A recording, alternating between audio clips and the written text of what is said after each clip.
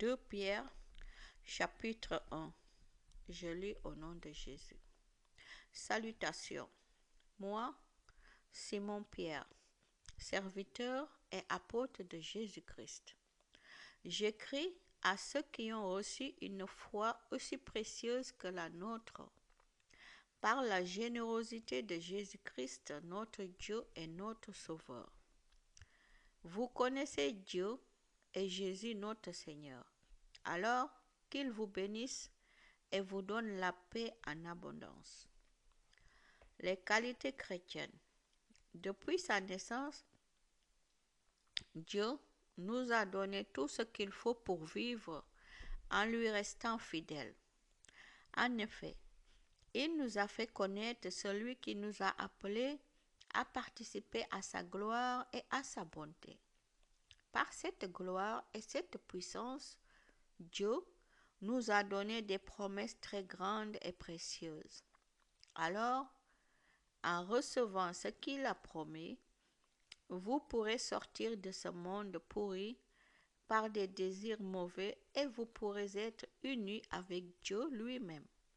C'est pourquoi faites tous les efforts que vous pouvez pour croire et en même temps pour mener une vie honnête. Menez une vie honnête et en même temps apprenez à connaître ce que Dieu veut. Connaissez ce que Dieu veut et en même temps soyez maître de vous-même. Soyez maître de vous-même et en même temps soyez patient. Soyez patient et en même temps fidèle à Dieu. Soyez fidèle à Dieu et en même temps ayez de l'amitié pour vos frères et sœurs chrétiens. Ayez de l'amitié pour eux et aussi de l'amour. Voilà les qualités que vous devez posséder. Et si vous les possédez en abondance, vous serez actif et vous serez capable de mieux connaître notre Seigneur Jésus-Christ. Mais si quelqu'un ne possède pas ces qualités, il ne voit pas clair et il ressemble à un aveugle. Il oublie qu'il a été lavé de ses péchés d'autrefois. Alors, frères et sœurs, faites encore plus d'efforts pour rester fidèles à l'appel de Dieu et au choix qu'il a fait de vous. Si vous vivez de cette façon, vous ne risquez pas de tomber dans le mal. Oui, Dieu vous ouvrira largement l'entrée du royaume sans fin, du royaume de Jésus-Christ, notre Seigneur et notre Sauveur.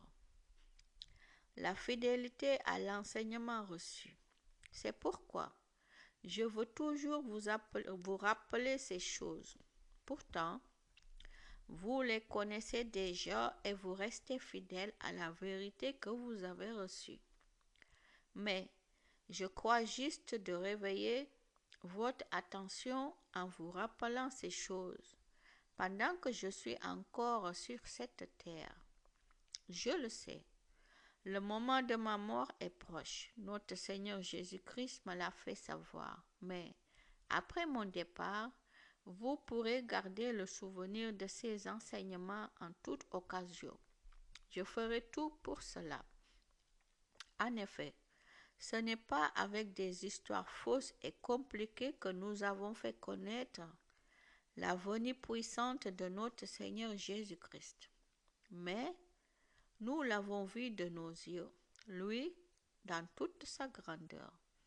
Oui, il a reçu honneur et gloire de Dieu le Père, au moment où la voix de ce Dieu puissant a dit, « Celui-ci est mon Fils très aimé, c'est lui que j'ai choisi avec joie. » Cette voix est venue du ciel, nous l'avons entendue nous-mêmes quand nous étions avec Jésus sur la montagne sainte.